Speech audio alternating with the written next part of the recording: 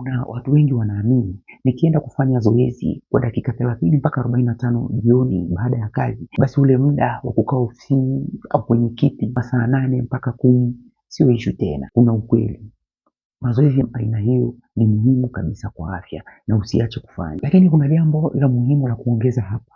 Mwili wako hauangalii workout hiyo pekee. Tafiti mbalimbali kuhusu sedentary life zinaonyesha kukaa muda mrefu bila interruption kunaweza kuathiri jinsi mwili wako unavyoshughulika na sukari, yani glucose, mzunguko wa damu kwenye mwili na kile kiwango cha nishati unachotumia. Mfano, kuna watu ofisini, chai inaletwa hapo mezani, lunch nayo inaletwa hapo hapo mezani. Anaingia asubuhi na kutoka jioni ofisini hadi amesimama au ametembea. Huu ni mfano wa sedentary life. Tafiti za muda mrefu zimeyahusisha maisha haya na ongezeko la hatari ya magonjwa yasiyo ya kuambukiza na hata vifo vya mapema. Lakini habari njema ni kuwa hata kama wewe unafanya kazi za kukaa sana, unaweza kuanza na hatua hizi ndogo ndogo bila pressure. Ukikaa muda mrefu kwenye kiti, jitahidi kusimama au kutembea kidogo mara kwa mara. Wakati mwingine badala ya kumpigia simu kolegi wa karibu, tembea kidogo uende ukamwambia. Tumia ngazi zilizoko badala ya lift. Baada ya chakula cha mchana, tembea walau dakika 5 hadi 10 kwa mwongozo rahisi. Tunaweza kusema pale inapowezekana,